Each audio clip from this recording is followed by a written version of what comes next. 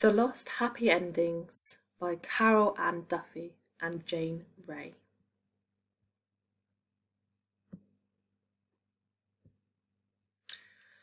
Jub's job was important and she was very proud of it. Each evening when dusk was removing the outline of things, like a rubber, Jub had to shoulder her big green sack and carry all the happy endings of stories from one end of the forest to the other in time for everybody's bedtime.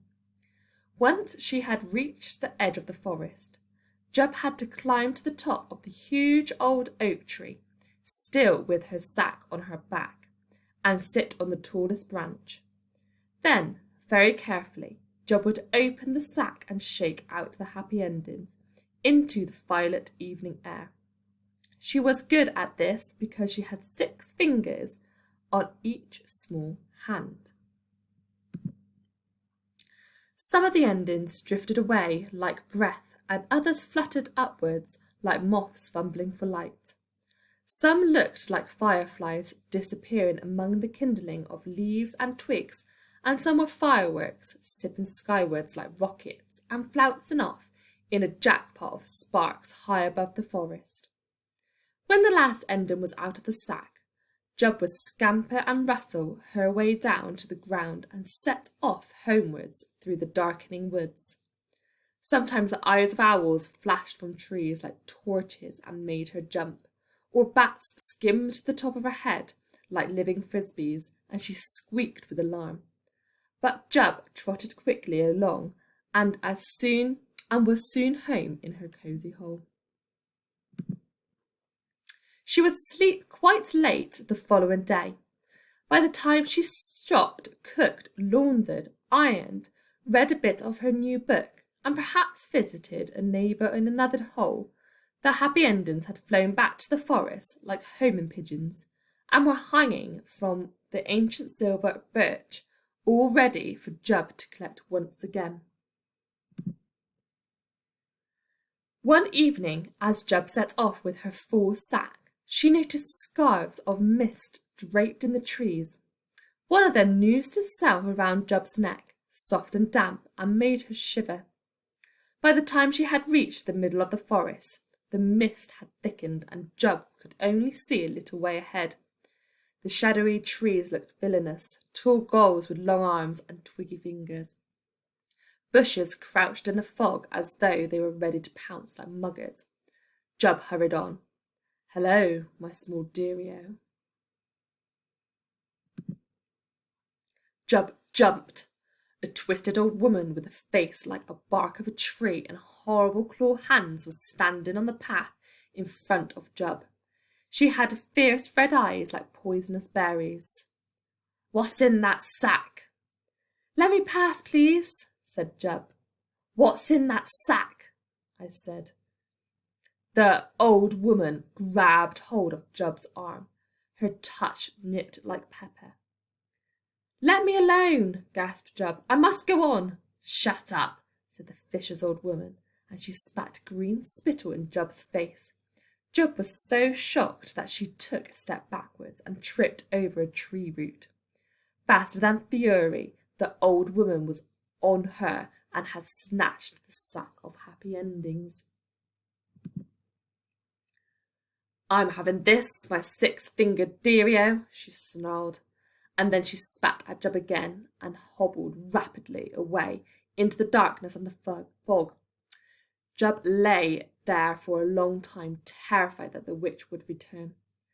The fog began to lift, and the moon turned the narrow path through the forest to the long silver finger, and owls hoot questioned sadly.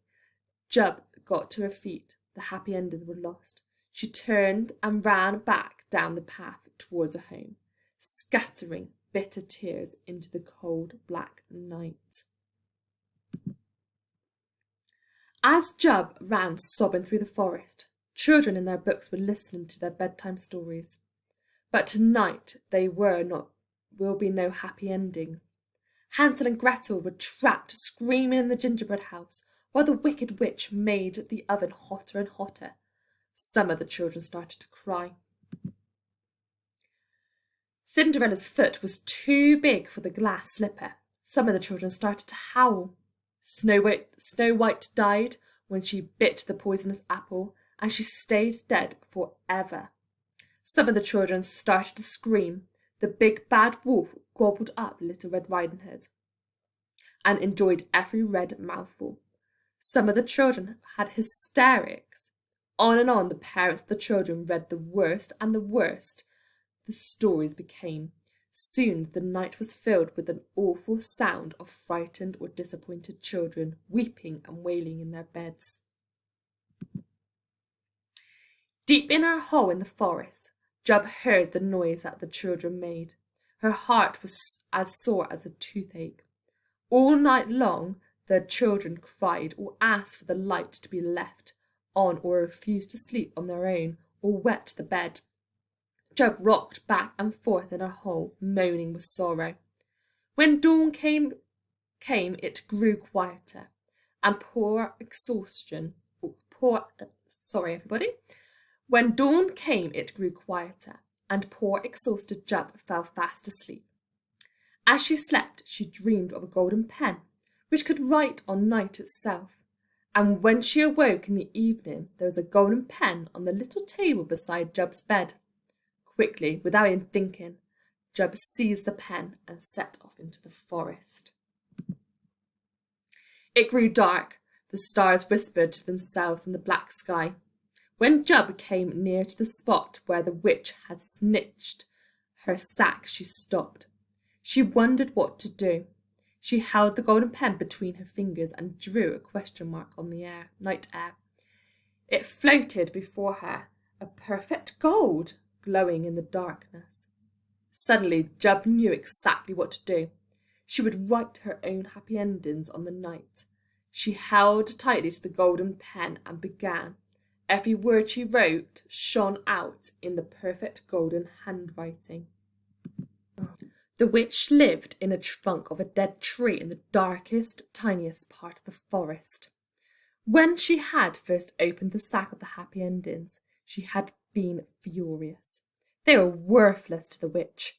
They were boring and stupid. She had flung the sack into the corner of her lair and gone out again to bite the head of any small bird she could catch and crunch its beak between her long yellow teeth. But tonight the witch had decided that she was going to burn the sack of happy endings to make a fire for herself. She was going to dance around the fire and shout out terrible bad words, and then drink poison berry juice, her favourite tipple, and smoke a clay pipe.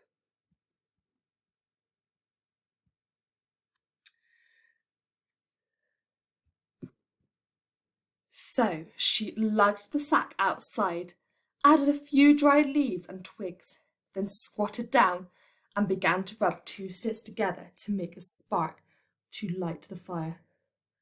Her scraggly white hair hung in front of her walnut face as she did so. Before long, the rapid movement of the witchy hands had made a spark. Then another and another. The witch leaned over and, still rubbing, went to start the fire. As she did so, a spark leapt from the stick and jumped onto the lock of her frizzy old hair. There was a dreadful burny, hairy smell, and woof! The bad old woman's hair was on fire. She shrieked horribly and stood up, beating at her head with her hands. But the flames jumped on to the sleeves of her old black frock and dyed them orange.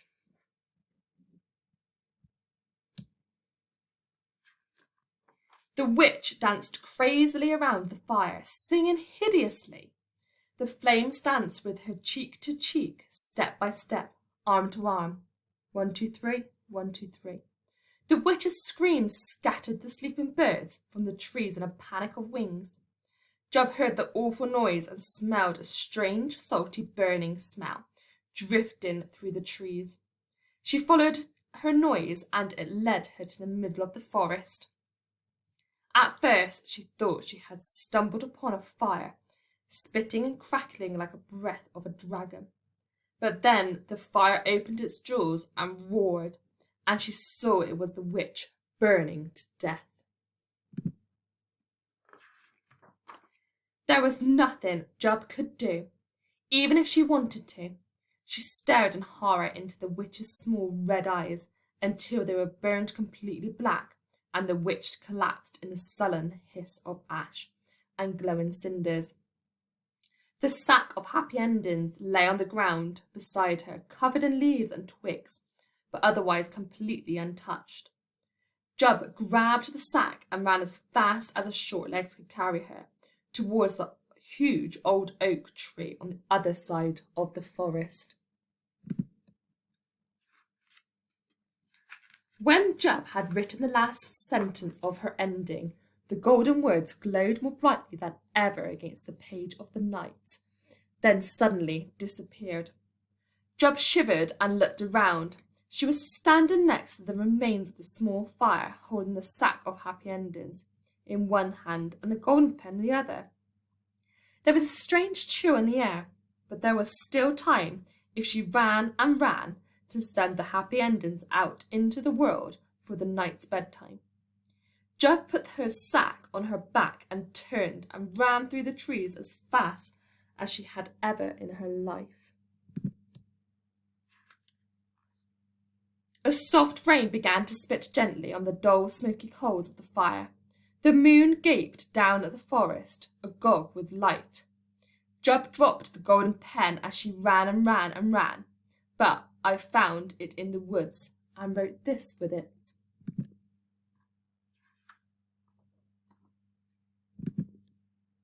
The end.